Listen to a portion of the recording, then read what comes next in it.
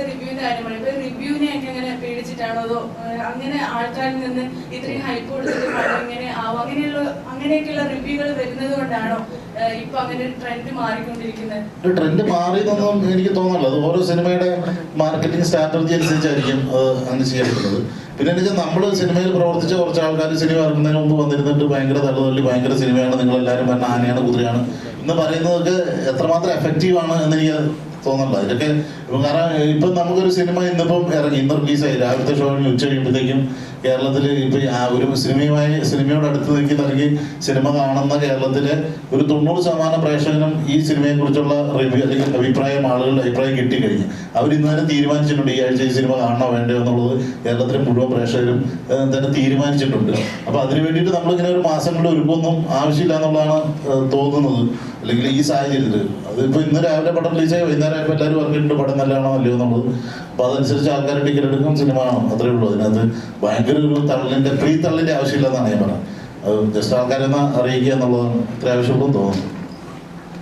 ഞാനിപ്പോൾ ഇത് അനാവശ്യമായിട്ട് പറയാൻ തോന്നും, അഹങ്കാരമായിട്ട് ചിലപ്പോൾ തോന്നും. സത്യമായിട്ടുള്ള കാര്യം പറയണമെന്ന് തോന്നിയോണ്ട് പറയാം.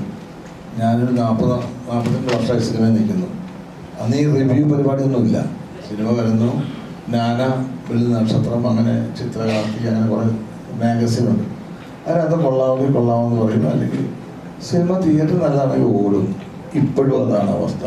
അല്ലാതെ ഈ റിവ്യൂ കൊണ്ട് നടന്ന ആളല്ല ഞാൻ ഇനി നിൽക്കാൻ പോകുന്നത് റിവ്യൂ കൊണ്ട്. അപ്പോൾ റിവ്യൂ പറഞ്ഞിട്ട് അതിൽ ഭയങ്കര ബോറാണെന്ന് ഞാൻ ബോറായിട്ട് അഭിനയിച്ചാൽ റിവ്യൂ പറഞ്ഞ് ബോറാന്ന് പറഞ്ഞു. ഞാൻ നന്നായിട്ട് അഭിനയിച്ചൊരു ബോറാന്ന് പറഞ്ഞാൽ പ്രേക്ഷകൻ സമ്മതിക്കില്ല. ഞാൻ എന്തുകൊണ്ട് ഇത്രയും വർഷം നിൽക്കുന്നു? പ്രേക്ഷകൻ ഇഷ്ടമുള്ളതുകൊണ്ടാണ്. അല്ലാതെ ഒരുത്തൻ അവിടെ ഇരുന്നോണ്ട് അതിന് ഭയങ്കര ബോറാന്ന് വേഷം കെട്ടിയിട്ട് പറഞ്ഞുകൊണ്ട് ഞാൻ മോശമാവില്ല. It's A fact. ഇയാൾ എങ്ങനെയുണ്ട്, ഇയാളുടെ സിനിമ എങ്ങനെയുണ്ട്, പ്രേക്ഷകനെ തീരുമാനിക്കുന്നത്. അല്ലാതെ ഏതെങ്കിലും ഒരുത്തനെ ഇന്ന് അതിരുന്നോട് പറഞ്ഞു കഴിഞ്ഞാൽ അതാണ് അംഗീകരിക്കേണ്ടത്. അത് വളരെ ബാലിശമായ ചോദ്യമാണ്, ബാലിശമായ വിശ്വാസമാണ്. നിങ്ങളുടെ ഒരാൾ പറഞ്ഞു കഴിഞ്ഞാൽ സിനിമ പൊളിക്കാവുന്ന ഒരിക്കലും നടക്കില്ല. കലാകാരൻ അവൻ സൃഷ്ടിക്കുന്ന കലാരൂപം പ്രേക്ഷകൻ ഇഷ്ടപ്പെട്ടാൽ ഡെഫിനറ്റായിട്ട് നന്നായിരിക്കും. ഇഷ്ടപ്പെട്ടാൽ മോശമാണെങ്കിൽ പറഞ്ഞോളൂ. പക്ഷെ ഒരാൾ പറഞ്ഞിട്ട് അത് മോശമെന്ന് പറഞ്ഞാൽ ഒരിക്കലും ഓടാതിരിക്കുകയില്ല, പ്രേക്ഷകൻ ഇഷ്ടപ്പെടാതിരിക്കില്ല. അതിൻ്റെ ഏറ്റവും വലിയ തെളിവ് തന്നെയാണ്. ഞാൻ ഇത്രയും വർഷമായിട്ട് സിനിമ നയിക്കുന്നു. ഞാൻ നായകനായിട്ടുണ്ട്, സഹനടനായിട്ടുണ്ട്, വില്ലനായിട്ടുണ്ട്, ഗുണ്ടായിട്ടുണ്ട്. ഒരുപാട് കാലഘട്ടങ്ങൾ കടന്നു വന്നയാളല്ല. പിന്നെ ഇന്ന് ഞാൻ നടന്ന ആളല്ല. അതുകൊണ്ട് ഞാൻ പറയണം, എൻ്റെ എക്സ്പീരിയൻസ് ആയിട്ട് പറയണം, ആരും മോശക്കാരനായിട്ട് പറയല്ല. ഇതുകൊണ്ടാണ് സിനിമ ഓടുന്നതെന്ന് ആരും വിശ്വസിക്കേണ്ട. നല്ലത് പറഞ്ഞാൽ നല്ലതാണ്. അത് കുറച്ചും കൂടെ ഭംഗിയായിട്ട് ചെയ്യുന്നതാണ് ഭംഗി എല്ലാവർക്കും. അല്ലാതെ ആരും മോശക്കാരനായിട്ട് പറഞ്ഞത് എന്ത് കാര്യം? പിന്നെ വ്യൂവേഴ്സ് വരെ ഉണ്ടാവുമായിരിക്കും, അതിനുവേണ്ടി പറയുന്നതായിരിക്കാം.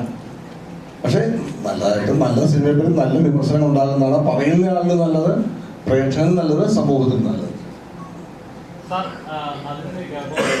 മലയാള സിനിമയിൽ തന്നെ ഒരുപാട് സീനിയർ ആക്ടേഴ്സിൽ എനിക്കൊന്ന് മമ്മൂക്ക ജഗദീശേട്ടൻ താങ്കൾ ഇപ്പോൾ ചെയ്യുന്ന കഥാപാത്രങ്ങൾ ഒന്നിനൊന്നും ഡിഫറെന്റ് ആയിട്ട് എപ്പോഴും ഞെട്ടിച്ചോണ്ടിരിക്കുകയാണ്. ഞാൻ ഞെട്ടിക്കുന്നൊന്നുമില്ല, പ്ലീസ് അങ്ങനെയൊന്നും പറയും. ഓരോ കഥാപാത്രം നല്ലത് വന്നാൽ ഞാൻ ചെയ്യുന്നു. ചിലപ്പോൾ എന്നെ കൊണ്ട് നല്ലതായിട്ട് ചെയ്യാൻ പറ്റും, എനിക്ക് ചെയ്യാൻ പറ്റുന്ന. അപ്പം എന്നെ ഇതിനകത്ത് ആഷിക്കാൻ വിളിച്ചു. ഞാൻ എൻ്റെ സത്യം പറയാം, എനിക്ക് ഒരിക്കലും പറ്റാത്ത പരിപാടി പ്രണയരംഗം. എനിക്ക് അറിയാൻ തന്നെ കേട്ടോ, സത്യം. എനിക്ക് പ്രണയം, എൻ്റെ പ്രണയം അല്ലല്ല, എനിക്ക് പ്രണയമുണ്ട്. പിന്നെ എന്നോടുള്ള പ്രണയം അത് വേറെ, അത് ഞാൻ പറയാൻ പുറത്ത് പറയാൻ കൊള്ളില്ല. അപ്പൊ